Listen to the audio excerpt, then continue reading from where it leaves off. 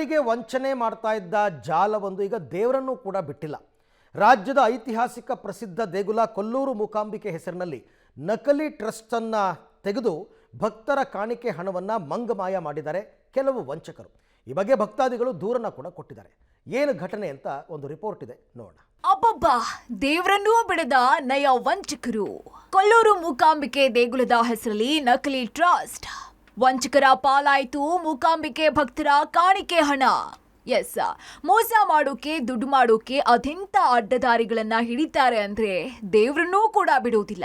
ಕೊಲ್ಲೂರು ಮೂಕಾಂಬಿಕೆಯ ಹೆಸರಲ್ಲಿ ನಕಲಿ ಟ್ರಸ್ಟ್ ಶುರುವಾಗಿದ್ದು ಸೋಷಿಯಲ್ ಮೀಡಿಯಾದಲ್ಲಿ ಕೊಲ್ಲೂರು ಡಿವೋಟೀಸ್ ಟ್ರಸ್ಟ್ ಅನ್ನುವ ನಕಲಿ ಲಿಂಕ್ ಹರಿದಾಡ್ತಾ ಇದೆ.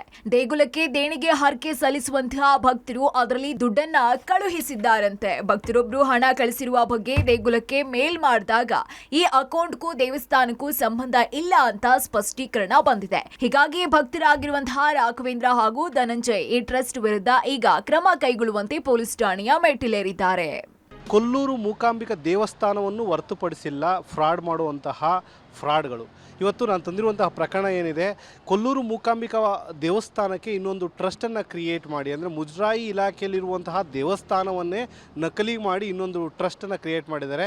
ಅದು ಡಿವೋಟಿಸ್ ಟ್ರಸ್ಟ್ ಅಂತ, ಮೂಕಾಂಬಿಕಾ ದೇವಿದು ಡಿವೋಟಿ ಟ್ರಸ್ಟ್ ಅಂತ ಹೇಳಿ ಕ್ರಿಯೇಟ್ ಮಾಡಿದ್ದಾರೆ. ಇದು ದೊಡ್ಡ ಮೇಲ್ನೋಟಕ್ಕೆ ದೊಡ್ಡವರಿದ್ದಾರೆ.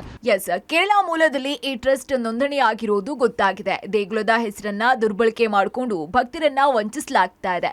ಈ ಬಗ್ಗೆ ದೇಗುಲದ ಆಡಳಿತ ಮಂಡಳಿಯ ಗಮನಕ್ಕೆ ಬಾರದೇ ಇದ್ದಿದ್ದು ಅಚ್ಚರಿ ಅನ್ನೋದು ಭಕ್ತರ ಅಸಮಾಧಾನ. ಹೀಗಾಗಿ ಇದರ ಬಗ್ಗೆ ತನಿಖೆ ಮಾಡುವಂತೆ ಆಗ್ರಹಿಸಲಾಗ್ತಾ ಇದೆ. ಮೇಲ್ ಮಾಡಿದಾಗ ₹100 ಯಾರು ಮೇಲ್ ಮಾಡಲ್ವಲ್ಲ ಅಂತೇಳಿ ಅವರು ತಕ್ಷಣ ವಾಪಸ್ ರಿಪ್ಲೈ ಮಾಡ್ತಾರೆ, ಈ ಅಕೌಂಟು ನನಗೆ ಬರಲ್ಲ ಅಂತ. ಅಂದರೆ ಅವರಿಗೆ ಗೊತ್ತಿದ್ದು ಇಲ್ಲಿವರೆಗೂ ಯಾಕೆ FIR ಮಾಡಿಲ್ಲ, ಗೊತ್ತಿದ್ದು ಯಾಕೆ ಈ ಅಕೌಂಟನ್ನು ಯೂಸ್ ಮಾಡ್ತಿದ್ದಾರೆ, ಹಣವನ್ನು ಮಾಡೋದಕ್ಕೆ ತಾಯಿ ದೇವಿನೂ ಬಿಟ್ಟಿಲ್ಲ ಅನ್ನೋದಕ್ಕೆ ಇದು ಒಂದು ಉತ್ತಮ ನಿದರ್ಶನ.